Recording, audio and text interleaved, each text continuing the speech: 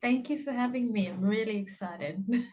All right. Now, you're an up-and-coming Cairns artist. You really are someone to watch. And I don't suspect, I'm quite confident that your career is going to go places. People are going to want to know about you. So tell me about you.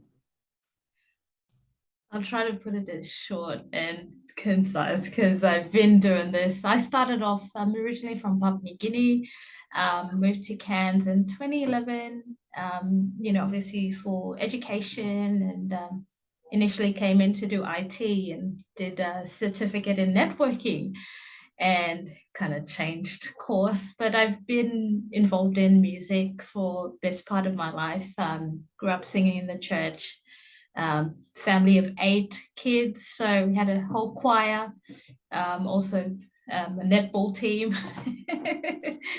so music is a big part of our lives. And, dad plays guitar, mom had all her, CDs, and, pretty much it was from, birth, we were just, immersed into music. And it's never left me. I've steered away from it and then come back. I've got this love and hate relationship with music, and I've I've experienced so many great things through music, and I won't stop doing it. I'll probably be, 70, 80, and I'll still be, attempting to, do a song here and there. So yeah, no, it's a big part of my life, and I'm very excited to be taking it serious now, and see where it goes.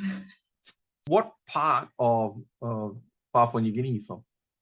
Yes, so my father's from Central Province, Kairupu, and mom's from Bougainville.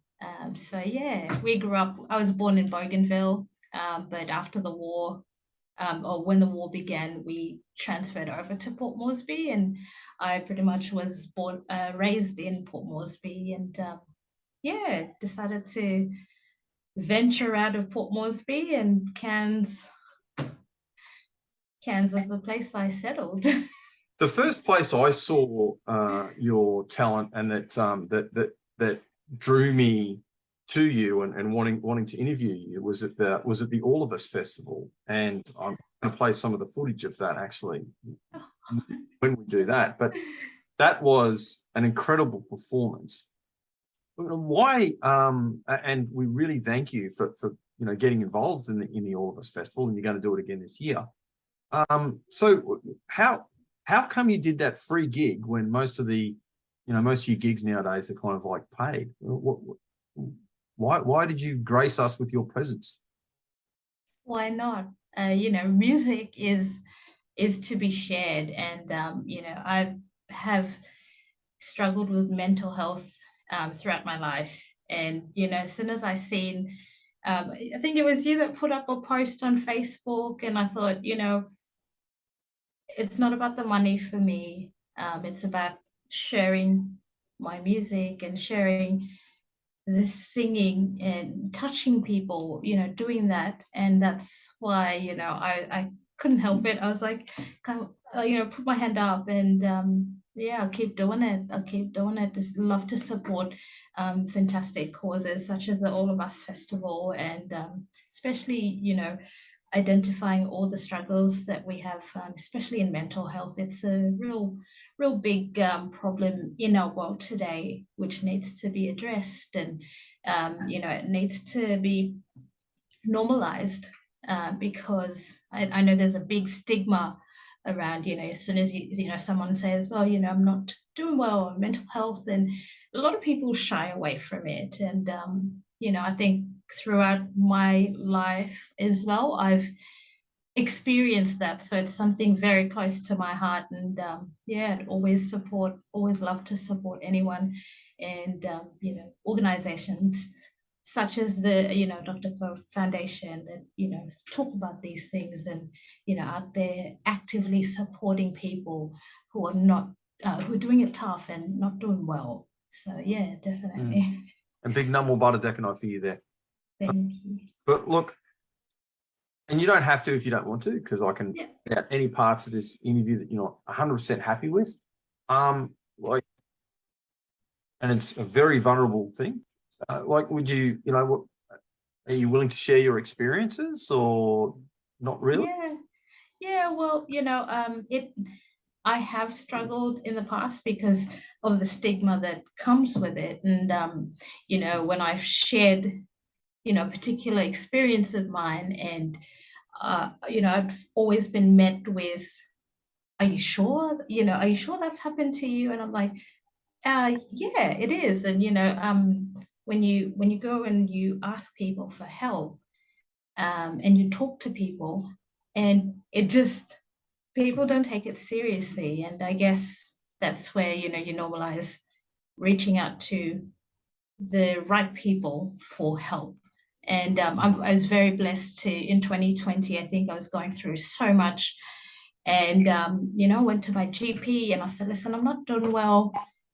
This is what's going through my mind. And they asked me what I was going through. And I said, oh, it's a bit of trauma from my childhood. And, so they put me straight onto a trauma therapist. And it's one of the best things that I've done for myself and for my family. And encourage people out there, do the work, put your hand up, like talk to someone. There's so many great organizations out there who can support you, and you can come out of anything.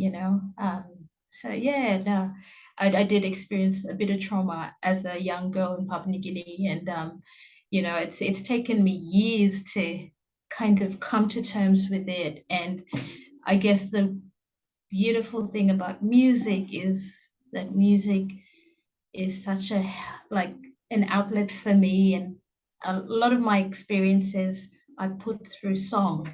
And that's why, 2020 I released my EP called Lost in Time, which is a direct you know just from the whole trauma sessions, came Lost in Time. So yeah, that's it's a amazing experience. Traumatic, but we went through, did all the steps, and had a great therapist who helped me through it, and I'm very grateful. And I'd like to continue to share it with a lot of people who do need, the support. Well, you, besides being a magnificent singer, you do have that talent as well as songwriting. Now, I don't know which one of your songs is my favorite, actually. Look, I really do love Lost in Time, but I really like We Are Free and Yes. Kiss the Stars too. But like, which one of your tunes do you like performing the most? We Are Free is actually one of the my favorites that I like to perform, because speaking about freedom, finding freedom within yourself. And when you perform that to a group of people who have no idea who you are, what your experiences are, but can connect to that song, and whatever they're going through in their lives, it's such a powerful song. And I get emotionally charged up, especially coming towards the chorus and the bridge. And yeah, it's one of my favorite songs to perform. I haven't released it yet, but I've been testing the waters and sharing it with a lot of people. And yeah, it's an amazing experience for me that I draw from people, and kind of convert that into the song. And yeah, that's it. It is one of my favorite songs to perform, because you know you see people's reactions. And like, music is so beautiful in that sense, where you don't know who they are, but they can connect to this thing called music. And the lyrics that you sing, we are free from all desperation. We can be examples of finding freedom within yourself to share with the world. And you know it's a collective thing. Is music a form of therapy for you? Because it It seems to me is. that you've taken these terrible, traumatic things and living a life in, in a war-torn, well, being being born into a, you know, war-torn country, and then, you know, Papua New Guinea, I love, as you know, I love Papua New Guinea. But like, it's, you know, it's got some problems. It does. And so, but you've turned all these things into something kind of positive. Would you mind, like, how do you go into the darkness and bring out light? Like, what do you do? There's definitely a higher power involved. You know, I sometimes I stop myself and I think, well, you know, how have I gone from that to that? And it honestly, it happens so naturally for me. And I've had great parents who've raised me, you know, and who've instilled in me certain lessons in life that you can pretty much, no matter where you go in the world, you know, you use, you know, love, you know, honesty, integrity, you know, all these things, and um, the art of forgiveness as well. Like it's such a profound thing for me, and I find freedom within myself to be able to turn all these dark things that happened to me and, you know, did not stop happening. You know, I did struggle to, when I initially moved here to Australia, it was a big culture shock for me, and trying to find support and trying to find people to connect with who understood what I was going through. And, you know, I don't have much family here. I do have, you know, relatives here and there, but it's a total different thing when, you know, your immediate family is all back in there in PNG, and you know, you're the only one that's ventured out. And it does, you know, I do have a bit of survivor's guilt as well. You know, I'm safe living in a, you know, first world country, and my family is back home still struggling. You know, my nieces and nephews are not safe walking around, you know, going to schools, and you know, it's, I struggle with that on a daily basis, you know, but I also, you know, have to raise my daughter, and, you know, yeah, it gets difficult, it gets tricky. And I guess that's why I turn to a lot of, I tend to find help, you know, appropriate professionals that can help me kind of get through. And music is one of those things that I connect with, and I find peace, you know, to help me get through a lot of that. Because I've been living here for 10 years, but it never gets better. But I've learned to live with it and kind of find ways and avenues to keep helping my family back home and keep inspiring, you know, my nieces and nephews, you know, to dream big. Because, you know, I started off this dream as a, you know, 8, 9 year old, and I thought, I'm living in a third world country. Like, how am I going to go from this to, you know, I've always dreamt of performing at the Sydney Opera House, and, you know, all that. How, like, you know, I just could not find a way to, you know, how was I going to get there? And everything has happened in the last 10, 15 years. And I'm like, the dream's still alive and I still want to get there. And I've been blessed with music, and music is taking me to that dream. And, you know, hopefully I have faith that it's, you know, it'll You're on come. the way. No, I've seen you perform. I don't say this lightly, but you are on the way. But there's something I want to divert just quickly off the music. Yeah. For that's very, you said the art of forgiveness. Now that's a really interesting way to conceive and articulate forgiveness. Well, why did you use the phrase the art of forgiveness rather than just the verb? That's, I really want to dig into that. Can you explain that? Yeah, well, you know, when you've experienced very traumatic events, you know, especially in your childhood and, you know, into your adulthood, and you kind of go around carrying this baggage and, you know, all these. And through my trauma therapy, I, you know, learned to forgive. Even though in our culture it's, you know, it's practiced, and you know, my parents raised us to, you know, to forgive, you know, no matter what, you know, someone else would do to you. You know, you try to see the other person as a human being, and, you know, you forgive and you learn to love. And It's not for everyone. It's not for everyone. I do know that. You know, part of me struggled with it. But for me, that's what helped me to understand myself as a person. And I've tried to, you know, I've tried not to hold on to these.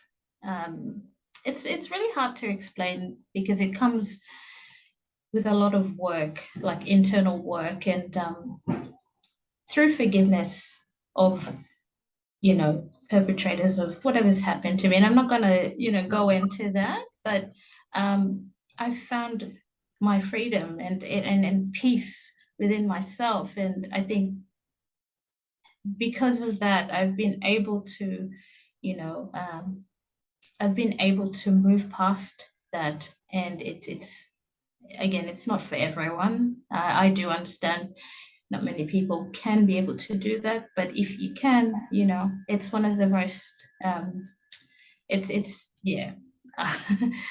It's a I practice for you know it what is. what I'm picking up from that is it's a practice. It's something that you have to do rather than just conceptualize. Yeah. You know, I suppose art is something you practice. So that's what I was thinking while you're talking there. But look, how do you write music? Is there something that you do? Like, can you just sit down and say, Viv, I want a song? Do you have to wait till the higher power comes to you? Like, what do you do? Can you run us through that process? Because people are going to want to be inspired. They too are going to want to release the muse that's within them, Yeah. and you know, maybe use something negative for positive, or maybe if they've just got positive vibes, and then thank God for that. You know, Yeah. to express that. I actually have no idea and I have no control over it. It comes to me, and that's, I think I've never been able to explain it, but the first song I wrote um, was dealing with the death of my grandmother, and I guess I could not kind of comprehend death, and for some reason it came out in writing a song, and it's one of my first songs that, you know, played on piano, and since then I guess that's the relationship I have with it, with music, is anytime anything traumatic happens to me, my first outlet is music. Like I, you know, either lock myself, completely calms me down. And since then I've been, you know, anytime anything happens to me, and I've learned to kind of understand it now. So even when like there's like something great happened to me and I'm like, oh, like how do I express my happiness, and it always comes out in song. And again, with the traumatic events, a lot of my music is all therapy for me. So So yeah, the what makes ideas come to. that's incredible. What makes good music for you? What do you look for? You know, when a better way of asking this. When do you know a song is finished? When do you go, that's it? Like that song is done. I'm not going to work on that song anymore. When I listen back to it and it hits me in the feels, that's when I know like I can't do anything with it. It like there's a few songs that I've written, like one about my daughter and how I've struggled, you know, not she hasn't had a relationship with her father since she was born.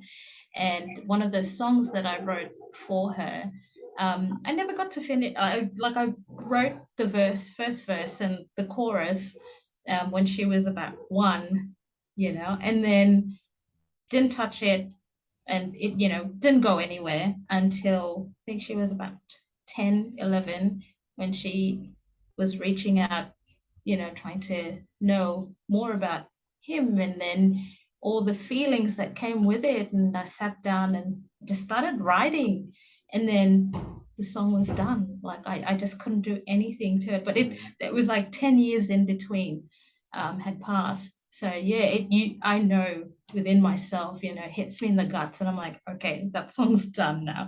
And yeah, that's it's a weird, weird. All right. It's kind of not weird, actually. Look, okay, excepting the All of Us Festival last year. What's the best gig you've done that you walked away from and you just felt happiest? You know, putting aside money and crowds and all that kind of stuff. Yeah. I went, boom, that's the gig right there. Yeah, it was actually at Elixir Bar. It was an open mic night. I can't remember, but you know, I was so afraid because I've been rejected for, you know, my music, you know, throughout my career, you know, go out and, you know, play an original and someone's like, oh, that was, you know, that was terrible, you know, and you're like, oh, okay. You know, so, you know, one thing that I love doing is challenging myself. I'm like, you know, okay, maybe I didn't perform that well. I'll go back again and keep trying and keep trying. And my persistence, you know, really pays off. You know, I think about how I'm gonna perform and what I'm gonna do. And so I went to Elixir Bar and I thought, oh, I looked at the crowd and it was definitely not a crowd you would expect, you know, emotional stuff. And I was like, you know, my insecurities started playing out. And I was like, oh, I'm just about to go up and sing a song I wrote about my divorce. Like, that's not going to go down well. Anyway, so I'm like, just do your thing, Viv, you know. And so I started singing, you know, this song that I wrote after, like, you know, after my divorce. And I looked to this person at the back. I always pick someone in the crowd so I can focus on. So like I don't lose, you know, as a performer, we have, you know, the imposter syndrome, like, you know, like constantly doubting yourself. And I picked this one person, he looked like a rocker. And I was like, oh, I have to convert him. Like I have to, you know, I don't know what it is that goes through my head, but I was like, I'm going to sing to him and hope that he likes my music. And I try to do that sometimes. And so after I performed the song and, you know, jumped off stage and I was like, oh, you know, everyone clapped and I was like, yeah, they're just clapping because they feel bad for me, you know, some sort of, and he came up to me and he had tears in his eyes and he gave me a big hug and he said to me, he said, you know, I'm going through a divorce and your song just hit me. You know, I haven't been able to process, you know, all my feelings. And, you know, just you talking about that, you know, and he had tats all over him. And I was like, you know, I was so scared of, you know, being my authentic self. And it was one of the best lessons I've learned. And it doesn't matter, you know, who or where you are performing, you know, when you're performing what's authentic to you, you know, people around you, no matter what they're going through, will always connect. And I've always tried to make music that connects with people, you know, and that's one of the greatest things, or one of the best gigs. It was a free gig, you know, and half of the gigs that I do, you know, the best things in life are free, you know. And some of the best experiences have come from free gigs, you know, and I love it. I'll keep doing it. But okay, so and look, if there's anyone out there, she wants to be paid though. Okay, so yes, because this lady is worth money. Okay, I'm just saying. All right, and the band needs paid and all that kind of stuff. All right. Yes. And there are no socialists on Northern Vibe. Well, I have socialists, but there are no socialists here. So like, anyway, but let's get into the. That kind of really does lead logically into this idea of vulnerability, though, because it doesn't matter whether you're writing or you're on stage, because even if you don't perform the songs that you write, and you do, still you. How do you, and I'm getting a degree of knowledge of your character now. You're a very shy person and struggle with this. How do you overcome that shyness and reveal this phenomenal vulnerability that people really resonate with? Like, what do you do? I honestly don't have an answer for you because it it feels so natural for me, but I guess I love performing, and I love how it it transcends into people's, lives. I've always said, if I could sing behind a curtain with no lights, no stage lights, I would do it. That's how I would perform, but I've been advised not to, because and I've said to people, I'm a really shy person. I honestly, I don't like the limelight. I know it's really weird that I say that. I don't like the spotlight being shone on me, and as soon as I see a camera, I'm like I'm at the door. I'm just, I like to blend in. I'll push someone else forward, but I think it's a really important thing, that, I don't let it get to my head. And I think I, I'm grateful that my parents have raised me in that way where, you know, we're not, it's a gift to be shared with. It's not about us, or it's not about me. It's about what I can do for other people. And I think that's the special thing about, being able to talk to people through music. Uh, as you can tell, I'm not a great talker. I'm not, I'm very all over the place. This is a great interview, seriously. No, I'm not being ironic or flippant, that I'm not telling you that to make you feel better. This is a fantastic conversation.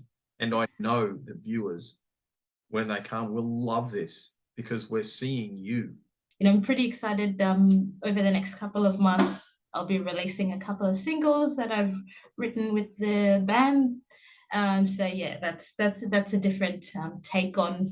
I'm so used to writing, by myself, and then now that I've met a great bunch of brothers in my band, we've just been, bouncing off ideas, and I love collaborations. I've done a few collabs with different artists, like, done hip hop and a bit of, reggae, and so it's been exciting to kind of collaborate with different creative individuals, and put out music. Can you tell us about those songs that are coming up, and then can you tell us about your band, who are cool too? Yeah, so we started writing. I think I met them a year ago. So we played, I think, the International Women's Day masquerade ball. And at that time, I didn't really have a band. I just had session players. And it was hard to, get everyone all in the same room and trying to, trying to collaborate. But we went into the band just thinking, we were going to do a covers gig, and it kind of went from there to, we've written about four songs already, and two more on the way. And yeah, no, I'm really excited to be sharing. What message would you give to people who are aspiring artists, especially singers and music writers, obviously, because if you're a musician, that's what you do. But anyone who's a general creative, how can they harness the desire to want to be creative? How they get from the desire to actually being creative? Like, what do they do? Like, what advice would you give advice would you give people? It depends on how much you want it. If you're just doing it, just as a hobby, and whatever works for you. But if you want to take it to the next level, there's a lot of work that needs to be done. Like, I think creating is only a certain percentage of the whole process. The whole pushing it out there is a lot of work, and that's staying true to yourself. I did find that when I was creating a lot, I used to let myself get influenced by all the noise around you, people telling you, you should write about this, you should do this, you should do this. And knowing your music, knowing your art, was probably one thing that, I could give advice on is stay true to yourself. Um, you can take direction, but if you're going to be someone you're not, writing, creatively, like I found I was like trying to write pop songs, and it was not authentic to me, and I was trying to be someone else. And I think I struggled with that for a good couple of years, just, afraid of being who I am naturally, and that transpiring into my music. And I found that I struggled with that a lot. And I think that's a really important thing is staying true to yourself and to your music. Yeah, once you identify, who you are as a performer and an artist, like what message do you want to be sharing with the world? I think once you get past that, then everything else is, there is support out there. There's AMCOS that does different, shows and information talks that help artists to, um, on their journey. And I think I did go to one of those sessions, and one of the things was know what you want, know your audience, know who you are first, and then know your audience, who you want to kind of write for. It's the whole question of why are you doing this? Are you doing this for yourself? Are you doing this for fame? Are you doing this for, I think once you identify that within yourself as a creative, then you can kind of go towards the next stage in your career. Because if you don't know who you are, you're going to spend a lot of time just, wasting time doing things that, not authentic to yourself. And yeah, years pass, then you become quite annoyed with yourself, and then you go through, I guess it depends. I'm not one to give advice, to be honest, because I think each individual has their own paths. And it's a hard one with creatives, honestly. Each creative path is different and special in their own little way. And I think we try to, be like the other person. And, it's just this, we were not made to be carbon copies of, we're all individuals. And I think that should be celebrated and kind of harnessed. And yeah. What's the theme, I suppose, of your music? What are you trying to get across? My authentic self. Like I grew up with a lot of self-confidence issues. Like even to this day, I'll wear an outfit and I'll go in and I'll look at myself and I'll be like, you know, um, showing people that, you're not alone. Like, even like I have this weird thing where people, some of my friends ask me like, how do you do it? And I said, I'm just a normal person. I have the same feelings that you have. And, sometimes it's just, I guess what I'm trying to say is I'm showing myself as authentic as I can. So it normalizes a lot of things like, oh, I look at myself in the mirror and I'm like, you know, I have the same, we're all quite similar. We're very different, but quite similar. Like, we like women with our hairs and, spend a lot of money on makeup and dresses and, um, we I just want to be myself, and in being myself, showing other people around you that, like, you can be yourself and still do the music. Like, it's not what you see on, television where, everyone's all glammed up. And, I do have my days where I have road rage and, I'm not just this calm person. I do have my days, and I do have, I work a 9 to 5 job, and, I have night shifts, and I do, I'm a normal person, and I guess, yeah, it just, that's what I want to show my music. Like, I do get hurt, I do cry, I do eat, overeat, emotional eating, I do all these things as well, and just hide it better. Some people find it hard to, it's just, I guess, just wanting to be myself, proving it to myself has always been One of the main things in my music is, I write about stuff that's real to me. And, a lot of people say, oh, I've gone through that. And it's weird that you've gone through that. And, we don't realize we're all connected. Some of us have similar experiences, and we're all human beings at the end of the day. And yeah. Where do people find your music? Yeah, I'm everywhere. I've got a YouTube channel on Spotify, SoundCloud, and have a website. Every now and then I put my, a few songs up for free. So yeah, I think Deezer and So what's the website? www.vivienaisi.com. Don't mind me laughing. No, that's okay. We all feel that way. What do you do for a living? So I work in reservations for a tourism company, so selling tours. So I'm talking for 6-7 hours a day, selling fun of Queensland. So yeah, that's it. And tourism's back in full swing. So yeah, I've been pretty busy, and at the same time, I'm raising a teenager, so that's been quite tricky as well. Oh, isn't that a joy? Yeah. Yeah, teenagers. Oh, I just love them so much. Say that as well. Wow.